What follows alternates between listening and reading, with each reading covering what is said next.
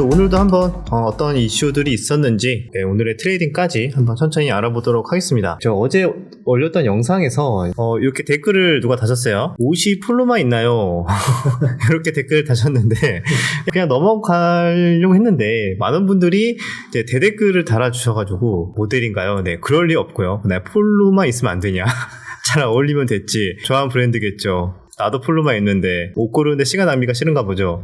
이러면서 그 영상의 주제와 전혀 관계없이 폴로 이야기가 많았는데 어떻게 보면 제가 좀 몇 년 동안 많이 입어서 궁금하신 분들이 있을 수도 있어요. 근데 여기에서 딱 이분이 저의 생각을, 저의 마인드를 잘 좀 반영을 해줬는데 이분 옷 고르는데 시간 낭비가 싫은가 보죠. 사실 이게 폴로가 예전에 이제 자니 PD한테 제가 그냥 옷 그냥 무난하게 살만한데 하나 정해달라고 하면은 그때 자니 PD가 폴로가 요즘에 무난하고 이쁘게 잘 나옵니다 이래갖고 그래?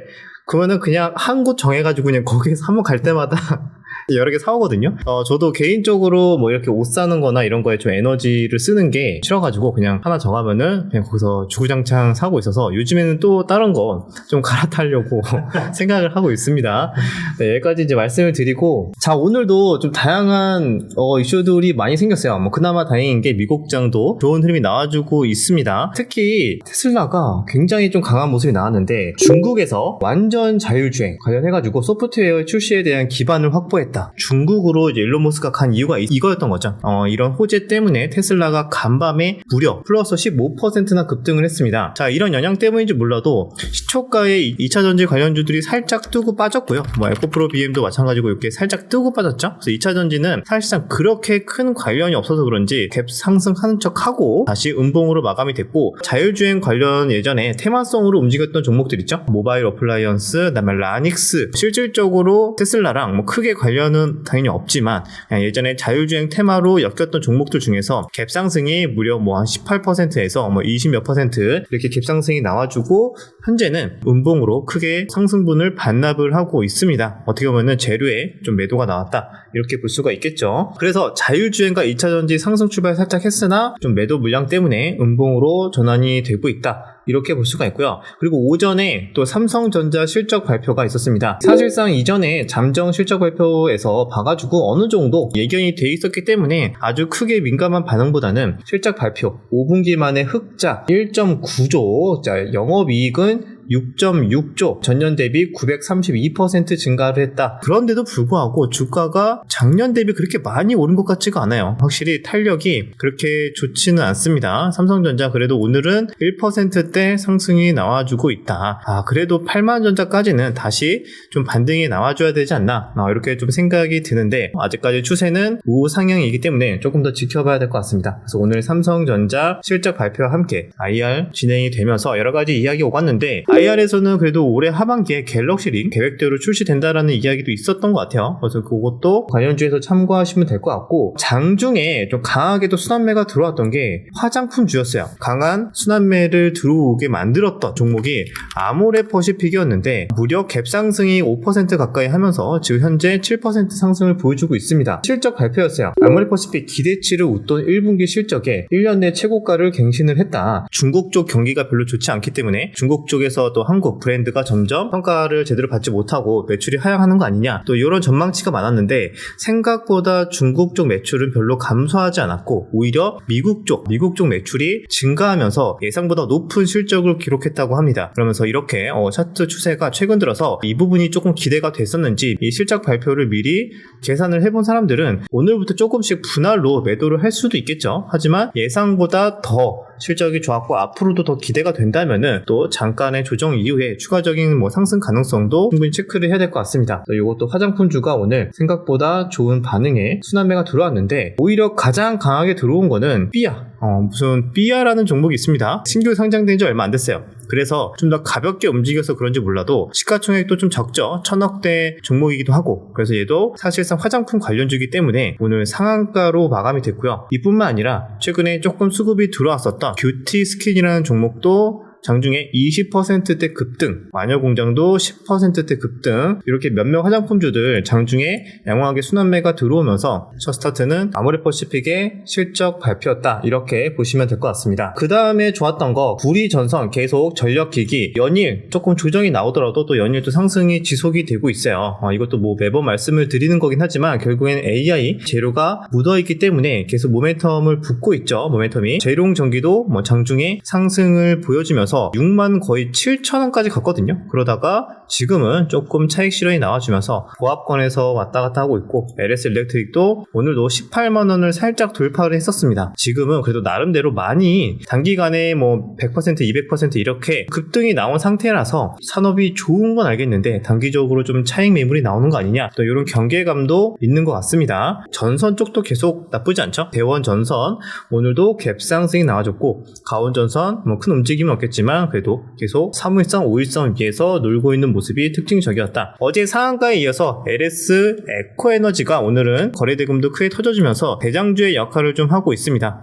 이 정도 거래대금이면은 앞으로도 계속 이번 주 정도는 양호한 흐름들 눌림 이후에 또 추가적인 반등 누려볼 만한 종목이지 않을까, 그렇게 또 판단을 하고 있고요. 유리 기판 쪽도 지금 현재는 어제 큰 상승 이후에 2%에서 5% 정도 조정이 좀 나와주고 있습니다. 그럼에도 현재는 거래량이 그렇게 크게 증가하면서 하락하는 게 아니기 때문에 추가적으로 연속성이 있는지는 조금 더 체크를 해볼 필요가 있다, 간단하게만 말씀을 드리고, 그 다음에 장 막판에 중착기 관련해서 선익시스템이 이거래일 전에 상한가를 갔었죠. 근데 오늘 한 번 더 OLED 관련해서 선익시스템, 동아엘텍 이런 종목들이 막판에 갑자기 또 수급이 들어왔던 게 특징적이었습니다. 이 정도면은 오늘 시황 정리 어느 정도 된 것 같고요. 그 외의 종목은 근데 생각보다 오늘 상승하는 종목이랑 하락하는 종목이랑 비슷비슷합니다. 그래서 엄청나게 뭐 상승장까지는 아니에요. 그래도 몇몇 그냥 재료가 있거나 최근에 거래대금이 좀 터졌던 개별주나 몇몇 테마주 위주로만 수급이 들어오고, 그 외의 종목들은 쉬어가는 모습들 또는 이제 조정이 꽤 나와주고 있는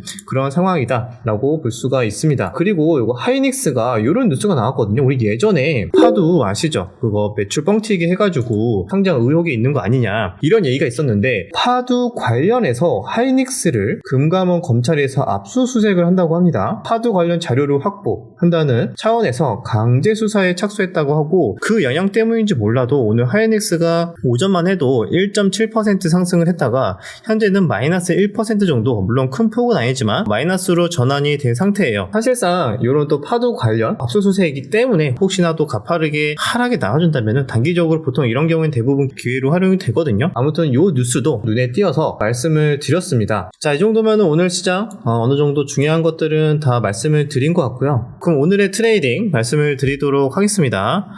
자, 일별 실현 손익, 오늘은 그래도 이전보다는 좀 더 좋은 수익이 났는데, 여기 한 350만원 정도 수익을 냈죠. 뭐 매매 금액은 이전보다 막 크게 증가한 건 아니에요. 그죠? 어떤 종목으로 보통 매매를 했냐, 오늘 몇 가지 조금 종목이 한 3-4종목 됩니다.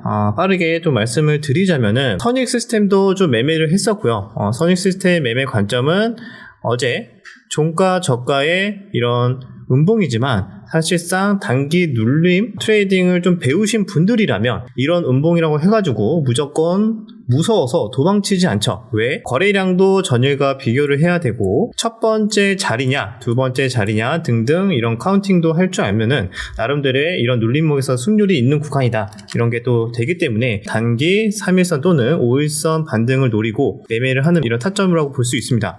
타점으로 본다면은 제가 뭐 이런 슈팅을 당연히 다 수익을 낸 건 아니고 이런 구간에서 조금씩 트레이딩 하면서 뭐 이렇게 분할로 매도를 하면서 적당히 좀 수익을 챙겨갔었고요. 그 다음에 매매를 했던 게 LS 에코에너지인데, 요거는 어디서 매매했냐, 요거는 그냥 잠깐 매매했습니다. 요거는 장중에 살짝 여기 틈에 나올 때 여기에서 살짝 낙주 관점에서 조금씩 이제 매매를 했었고요. 그래서 오늘의 근데 가장 저에게 또 큰 수익을 줬던 거는 도전비지온이라는 종목이었습니다. 자, 이 종목은 이미 어제 종가 매수를 했었고요. 오늘 갭상승과 함께 오전에 시세가 나올 때 적당히 분할 매도를 했는데요. 종가 매수 어제 어떻게 할 수 있었냐, 그냥 뭐 운으로 된 거냐라고 생각할 수도 있겠지만 사실 뭐 급등 나오기 전에 패턴들이 몇 가지로 이제 좀 나눠질 수가 있거든요. 근데 그 중에서 자, 이러한 패턴은 어떤 패턴이냐면은 이전에 들어왔던 수급의 흔적이 있고 저점을 높이면서 최근에 이런 저항대였던 10일 이동평균선 위로 올라오면서 마감이 되는 모습, 그 다음에 신고가까지 얼마 남지 않은 상태였죠. 그래서 이런 구간에서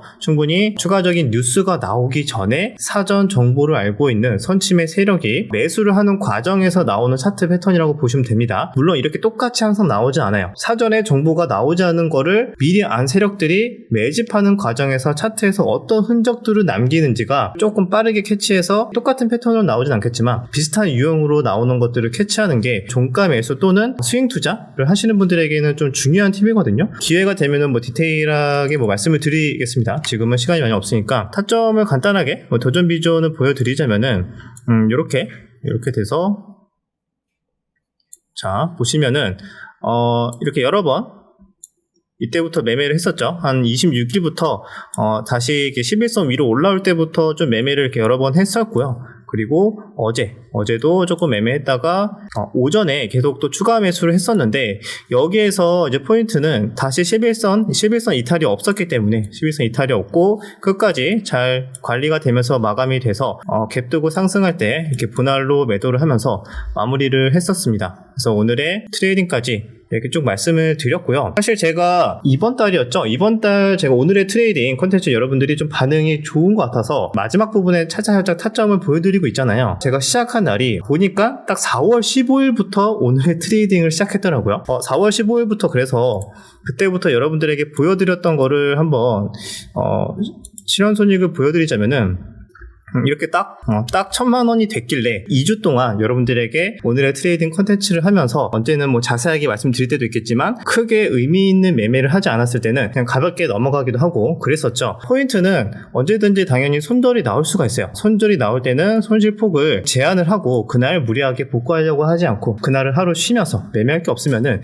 매매를 안 하고 참는 게 가장 중요한 포인트인 것 같습니다. 그러다가 또 언제 갑자기 또 좋은 기회가 나와주면은 그때 한 번씩 매매를 하고 최근 같은 경우에는 빅 이벤트가 워낙 많다 보니까 저도 평소 대비 비중을 확 줄여서 매매를 했어요. 그래서 보시면은 수익 대비 뭐 세금 비율이 막 엄청나게 큰 건 아니거든요. 비중을 낮춰서 했음에도 불구하고 차분하게 하루에 몇 번씩만 기회가 있을 때만 매매하고 아니면 매매 안 하고 쉬고 이런 식으로만 해도 수익이 조금씩 쌓이면은 또 1,000만 원 이런 수익이 날 수도 있다. 그래서 여러분들도 큰 욕심 내지 말고 오히려 차분하게 손실을 제한하면서 좋은 기회가 있을 때만 하고 그렇게 또 가다 보면은 언제 그랬냐는 듯이 또 수익이 야금야금 또 쌓일 수 있으니까 이 부분이 제가 좀 말씀드리기가 어렵긴 하지만 이게 굉장히 마인드 관리나 단기 매매에 있어서 계좌를 운영하는 데 굉장히 중요하다고 볼 수가 있습니다. 지금보다 시장이 더 좋아지면은 여기에서 뭐 비중을 1.5배, 2배 이렇게 올리면서 매매를 하면서 시장이 좋을 때 수익을 최대한 좀 더 극대화하고 시장이 좀 안 좋을 때는 지금보다 더 비중을 줄여서 또 지키는 거에 집중하고 이런 식으로 가다 보면은 길게 가면은 꾸준하게 우상향 이렇게 갈 수 있지 않을까 라고 생각이 들고요. 자, 여기까지 영상은 마무리하고 우리 내일은 또 근로자의 날이라서 휴장이죠. 그래서 내일은 하루 쉬고 내일 모레 영상에서 이제 목요일날